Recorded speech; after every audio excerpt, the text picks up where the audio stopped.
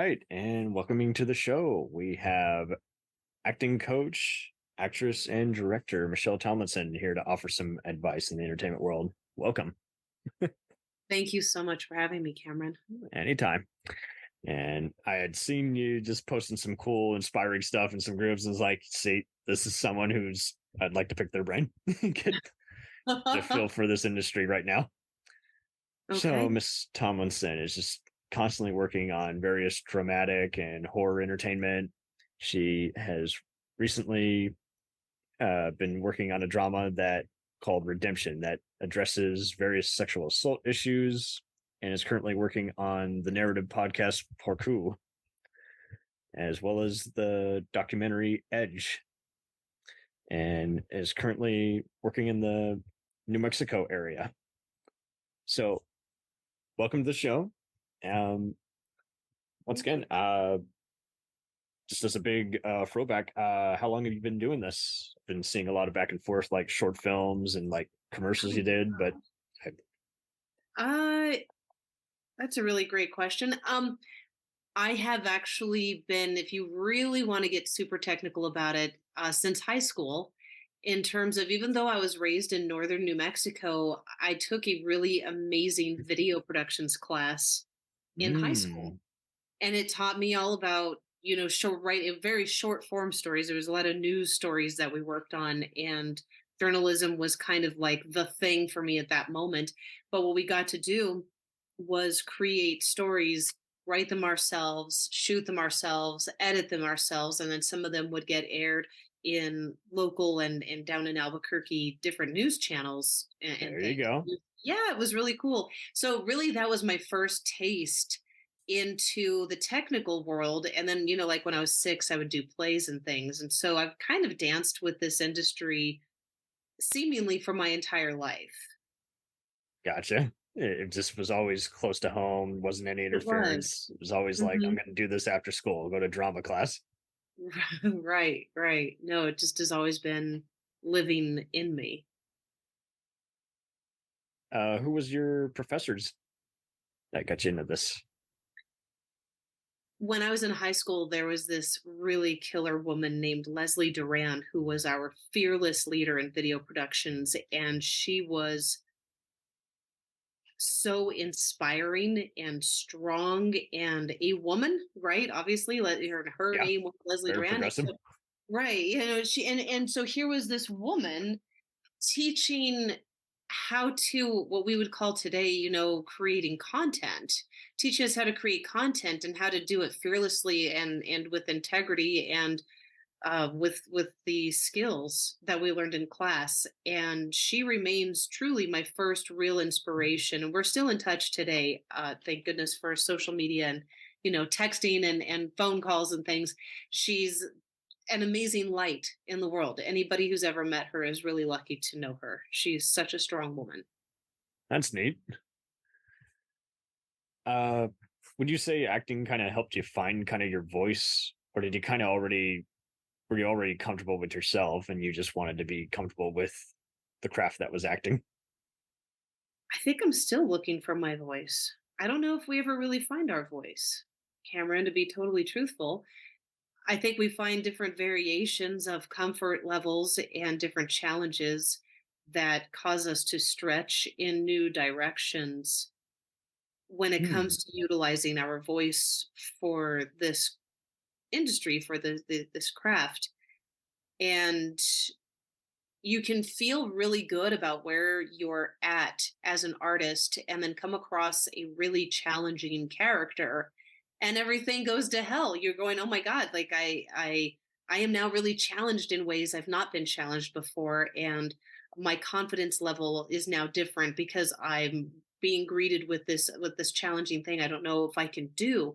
And so I think that every time we meet a new challenge, whether it's interpersonal or if it's the craft of acting or in filmmaking or whatever, we have an opportunity to get rattled and to get shook up, which I think is vital to our existence, and question ourselves and then kind of work through it and do the work, apply the work, and discover that our voice is there in this new way that maybe we didn't know yesterday. There you And I go. think that as we keep evolving, our voice kind of keeps evolving with us. So I don't know that I, for myself, have found my voice specifically. Yeah, that's good to know because that's why we like all these different perspectives. So you've been fortunate enough to work with various character actors from Andrew Divoff, both Joe and Guy Torrey, Eric Roberts, and even James Dumont, who's also kind of a bigger character actor nowadays. So what made you just kind of what was the biggest takeaway from just working with some of these semi-known faces? We're all in the same soup. All in the same soup, even better. You know, when somebody's a bigger name or a smaller name or been around longer or not been around longer, we're all having the same human experience, and we might be able to share some of that experience with our peers and our colleagues and whatnot to help them grow. But ultimately, we're all in the same soup. Nice. And we all like a soup in that it's a blend of everything. Right, right, right. So I see you're working on a sequel to the Cellar Door, which was kind of a festival movie back in '07. Uh, why now have you and the producers gotten together to do a sequel to it? Well, you know, it's a IMDb is a funny beast. We started to, we tried to, we were going to, and a couple of pretty big things happened.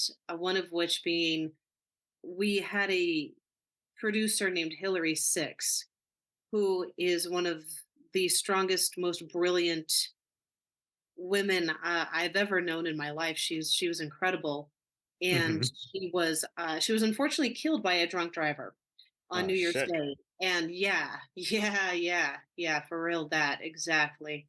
And you know, it we tried to kind of come together and work on this together as a team. Those of us who had worked on the original, and it just wasn't going to gel.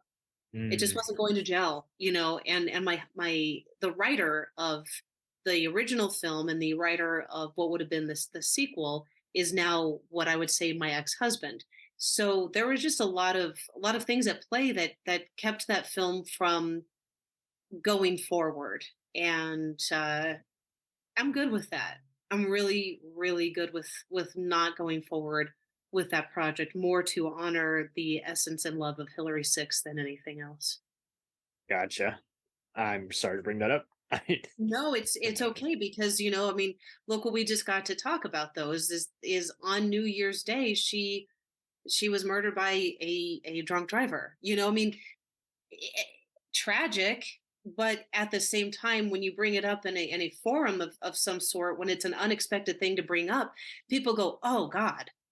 You know, everybody knows somebody that something like that has happened to or that they've experienced in some thread or another, and there's a lot of relatability. We don't get out of this life unscathed, so it's okay. I miss the hell out of her, wish it had never happened, but it's okay that it's brought up, you know. uh, I'm sorry. There's got to be kind of that. It becomes something you have to vent about after a while, though, because it's like there's so many scars involved with an otherwise pretty decent project. A beautiful project with beautiful people in a really beautiful time where lightning struck, and it was remarkable. I don't have anything but fond love for that project and everybody that came together to make that happen.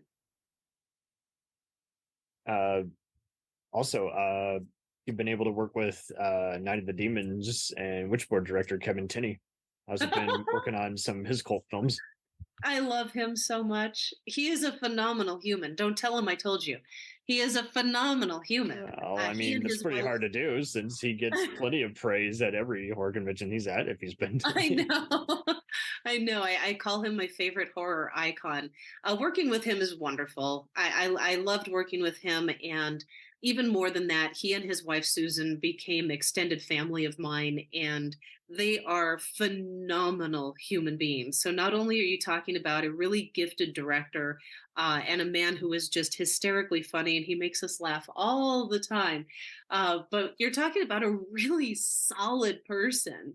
He is a family man. He is a gifted filmmaker who has always been very dedicated to family, and I just admire anybody who can find that balance and be there for his family in the way that Kevin always tried to be, and has been and is and has, and all of that. He and Susan are glorious. But yes, the movie was a lot of fun to make. He killed me, and I think he enjoyed it a little too much. It's like a giallo filmmaker where he's going, oh, kill my darlings. Totally. Oh my god, there was this gag, right, where like this cannon, this like giant air cannon thing is all up in my grill, and it's supposed to shoot this like giant wad of disgusting black slime at my body and at my face and everything. I didn't realize the thump sound that thing was going to make, and so the first time this it really shocked you. The first time this cannon went off, I jumped out of my skin. It completely terrified me for real. And I jumped out of my skin and I missed my mic. I jumped off my mark because the sound freaked me out so much that the slime went shooting past me. Yeah, we had to do that one a couple of times. And I there is something to be said about literally looking down the barrel of something that is going to shoot stuff at your face and not flinching. You don't even have to imagine what's in said cannon. You're just like, I'm just waiting for the impact. It's going to be like a pellet gun. You know? Right, dude. Right. Yes. All of man. those things.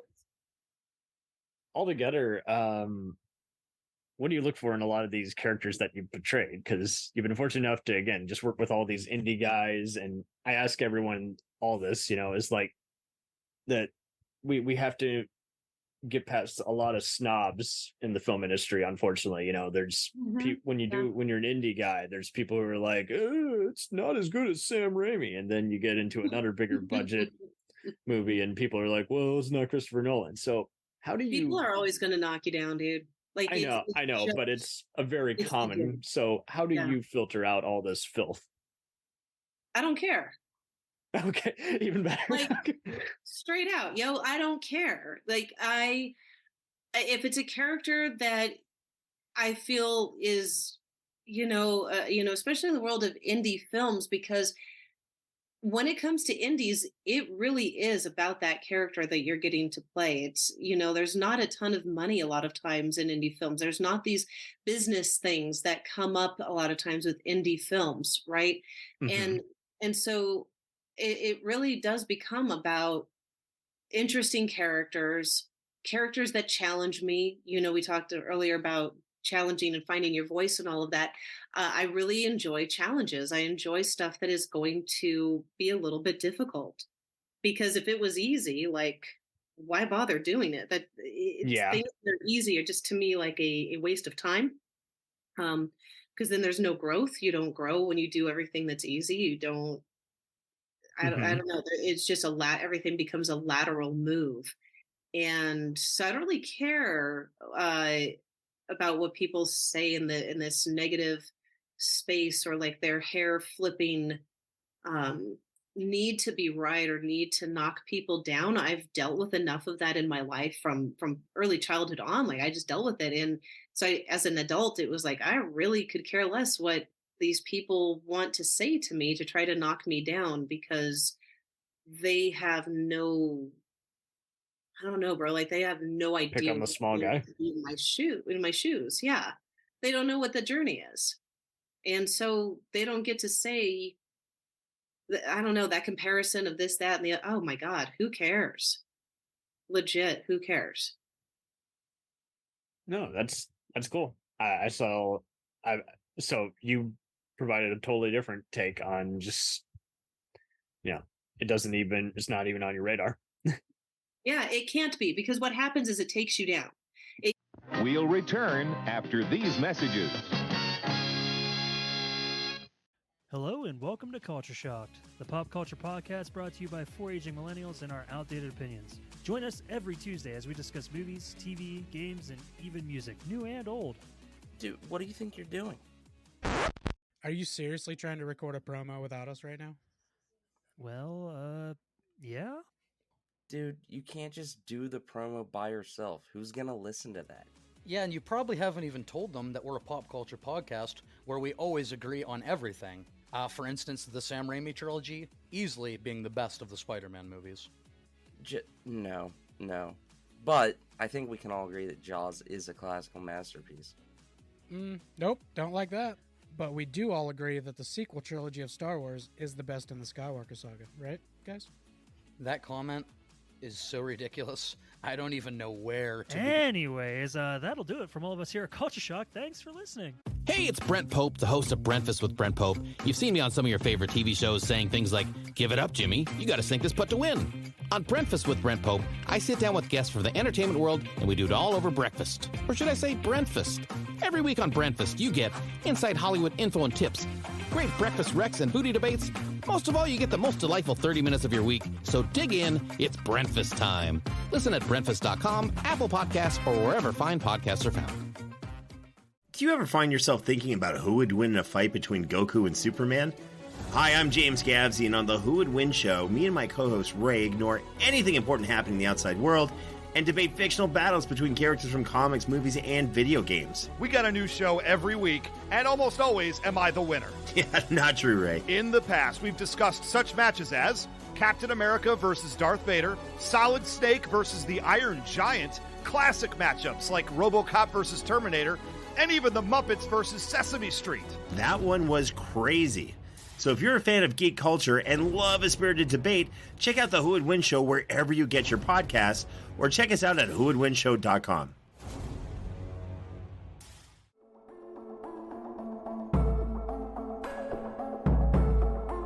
We let things pile up in the DVR, we add them to our queues, we wait for the DVDs and Blu-rays. We time shift. The Time Shifters Podcast. Sci-fi, horror, fantasy, superheroes, comedy, action, film, television, maybe some not-so-current events. Find us on iTunes or at timeshifterspodcast.com.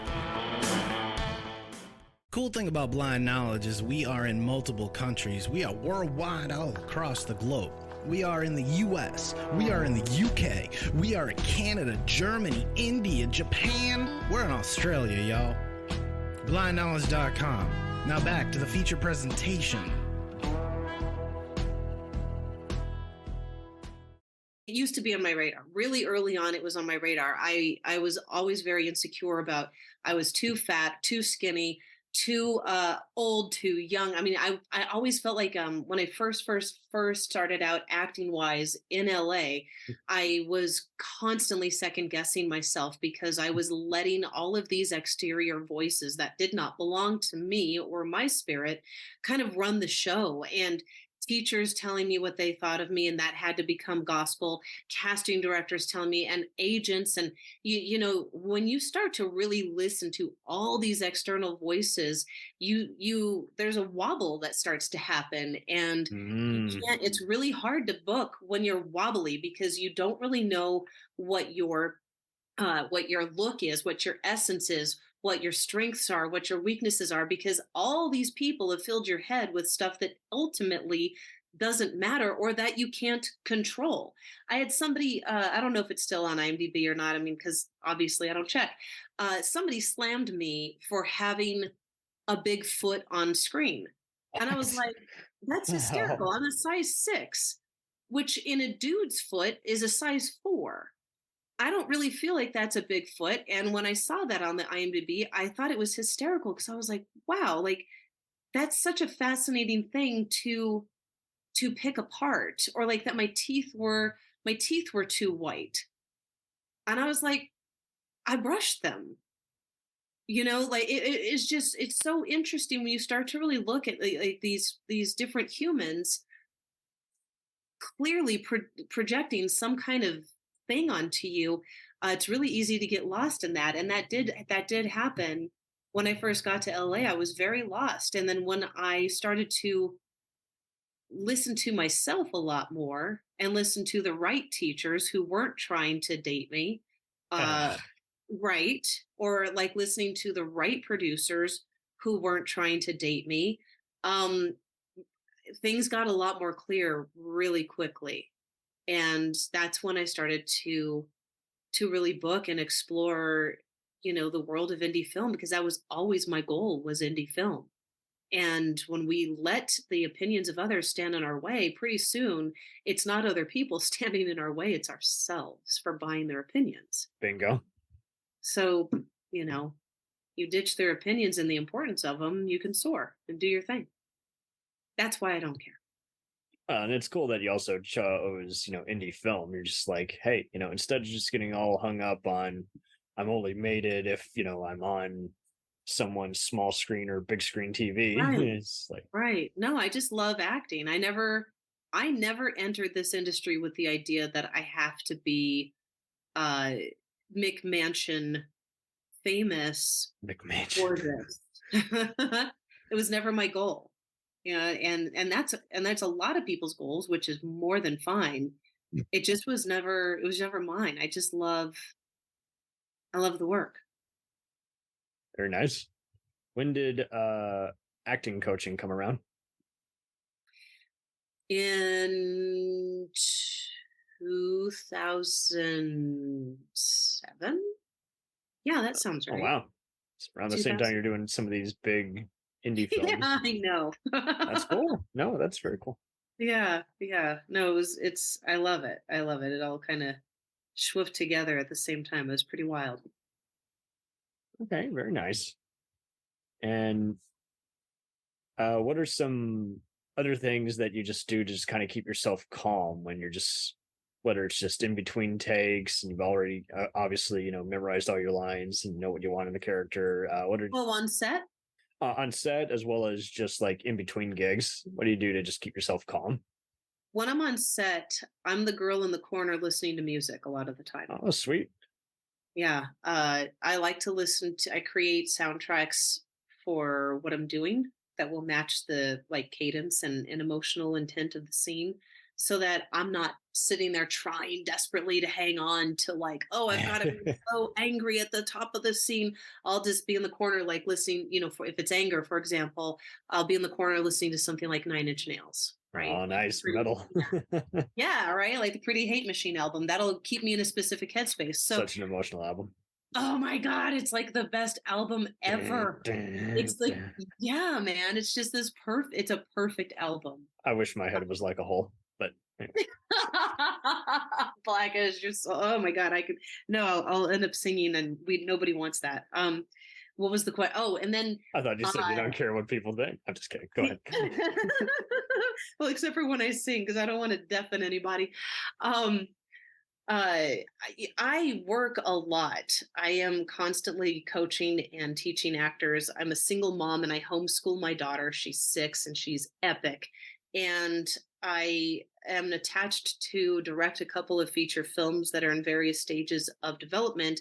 And I'm like a breath away from my documentary Edge that I'm producing with my epic friend, Lori Bowen. And I saw that. Yeah. It's post-production sound. It's this dude Cabby over in Santa Fe he's just finished the mix and we're checking it out. And so it's a breath away from being in the places that it needs to go to. And so I stay pretty busy, but a thing that helps me ground is my daughter and we go hiking a lot. I saw that was also on your resume, in addition to what martial arts and languages and gunplay you're involved with, as well as yoga and rollerblading. Tell me, I had to learn how to shoot guns because guns scared the living hell out of me. And I kept booking roles, right? I kept booking roles that were like, "Hey, you need to shoot a gun," and I was like, "I cannot do this." And so a cinematographer, this dude Alexander Yellen, I think his last name is, took me to a gun range out in LA many years ago so that I could at least pick up a gun without breaking out in like hives. I have a real big thing about not liking guns. And so, yeah, I did put it on my resume that I can shoot a couple of things, because it was like I was able to finally do it without panicking and sweating and crying. That's badass. So you also know that your experience with juggling, poetry, and you've done voiceovers. What is the language of Ardega? I tried looking that up and I couldn't find anything about it. Oh my God, it's so stupid. In school. Okay, I'm looking forward to it. In school, I don't know if it's kind of like Pig Latin, but like cousins to Pig Latin. My friends and I would speak in Erdega. It's Erdega. And so like we would say something ridiculous like Herdige, Dudigu, Udigu, Vertigon, Turdigo, Turdigu, Erdige, Perdigar, Turdige, Vertige, Turdigur, Turdigu, Nerdigite. And it's literally like putting Ertiga in between. It's a tongue twister, kind of? No, it's like putting the word Ertiga in between syllables of words, and like in between the consonant and the vowel. It was very silly. And my dear friend Carolyn Berry in LA, when I was her student, she told me, you got to put that on your resume. And I was like, what? She goes, people will ask you about it. And damned if she wasn't right. I have been asked about Ertiga more than anything else more than anything else on my resume during auditions, callbacks, interviews. Yeah, that's always the question. And that's what it is. It's the silly language. And so what I just said was, do you want to go to a party tonight? But I said it in Ertiga. Man. I know, it's where do you go from there? There's nowhere to go. What other language do you conquer besides Latin? Oh, so bad. So you have a very beautiful tattoo on your wrist. It's kind of a butterfly. What does that represent to you? I always like asking people about this because, you got it for a reason. I have the one on the inside of my arm is a phoenix. I have some. I think 6 inside my arms. So I have one that's in Latin, Meus Spiritus, which is like, my spirit, my breath. One is a tree of life, and one is hope in Latin, which is my daughter's name. One is my phoenix, and one is my daughter, when she was 4, wrote Little Bird Hope, which is I've been calling her Little Bird since she was a baby, and it's the cutest handwriting you've ever seen in your life. And I was like, this has to go on my body. And so I did that. The phoenix is, the many, many times of rising from the ashes of fires of my own making, often is the phoenix of just rebirth and remembering who you are. Love it already. What are some other sayings that you kind of just repeat to yourself or just recommend for others who, again, are just struggling in the entertainment business of any aspect? There's a book called The Artist's Way by Julia Cameron, and I haven't read the book in years. It's good, though. It's a homework-intensive book. But there's a quote in there that says, leap and the net will appear. We so often wait for permission from somebody, I don't know who, to leap away from or into a situation that will only help us bloom in a stronger direction. And sometimes you really just have to leap and trust that it's all going to work out. Because if there's no leap, then there's no growth. There's no growth. Hence, back to your initial point on no challenge, no point of doing this. Right. So I tried looking up your podcast. I could not find that. And a lot of your movies are in productions. Where can we find you on the internet or expect? You just go to my website, michelletomlinson.net. You can go to my Instagram. I think it's Michelle Tomlinson. Okay, that's weird. Couldn't find it on the website. Maybe I'm really? just stupid. No. Oh, you know what? I don't know. Since I've redone my website, I'm not sure if my podcast made it to the website. But my podcast, I believe, is on iTunes.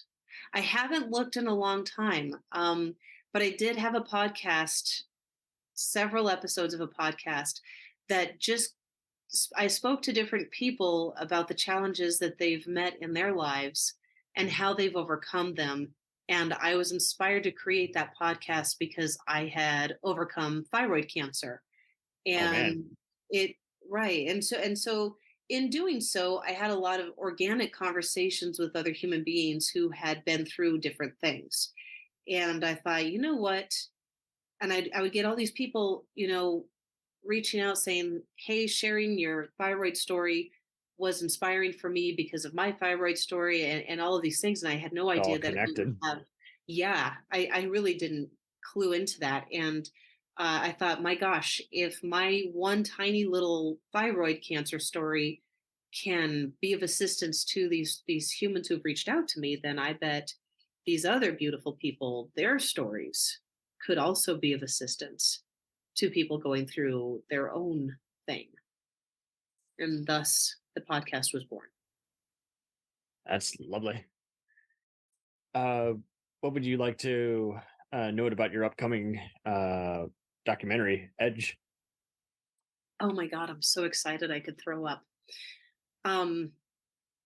This movie was 4.5 years, took us 4.5 years, 5 years really, to go from seed to almost done. We might be done this week.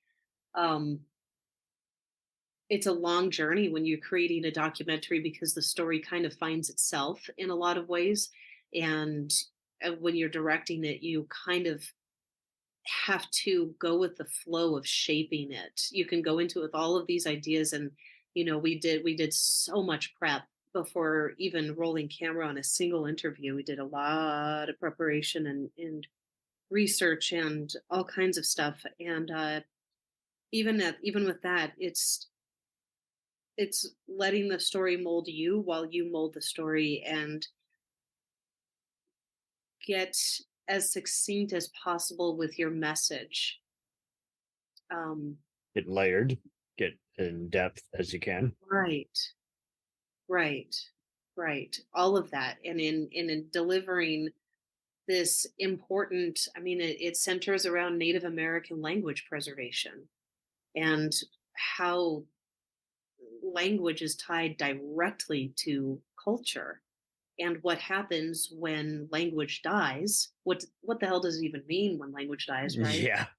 And there's no speaking. Right. There's no speaking your language.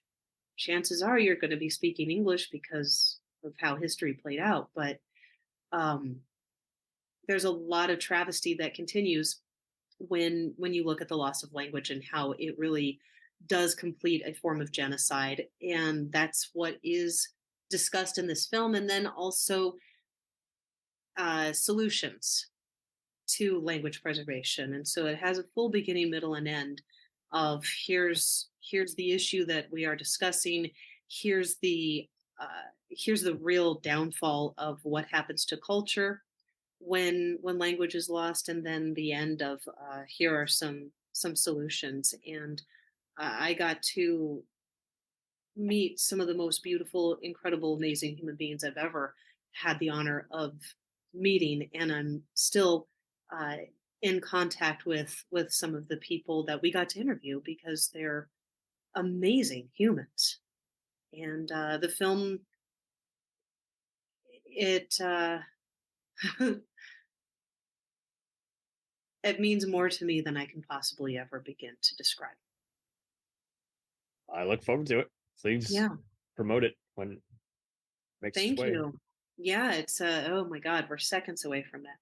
Whew. Looking forward. So thank you ever so much for taking a moment of your time, and I hope you're still just continually staying safe out there. And obviously you already got your shields up, but Yeah. And thank you. Thank you for having me on tonight. This was really it was really nice. Thank you, Cameron. 1,000%. I was just like, hey, just get all kinds of inspirational interviews, because like you say, you want an organic experience. There's just so many that, I mean, half the time I don't even bring freaking interview questions. I know what I want to ask. Right. And the more info you give me, the more I'm like, okay, I'm not going that route with this question. Half these questions, they don't matter. It's just a template. But there's so many. There's like, losing my train of thought. Well, right. And, these organic conversations get to take place. And that's where magic lives. That's where inspiration really does dwell, and is in those little moments. So much. Well, we're missing these special moments. We need more of these special moments, guys. Can you give them to us? Right, for real. Give them to each other at the very least. Right. Throw the dog a bone, and then throw everyone within any proximity a bone as well. Yes. Yeah. Help the little guy out, because you were there at one point. And everybody begins somewhere. Right? You don't just...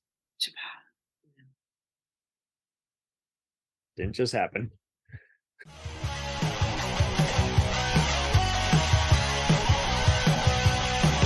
Follow us on the web on Facebook, Twitter, and Instagram. The podcast is available on Podbean, Spotify, iHeartRadio, Anchor, Apple, and anywhere else podcasts are available. Feel free to review our show and leave comments on any of those sites. Thanks a million for listening. It's a jacked up review show.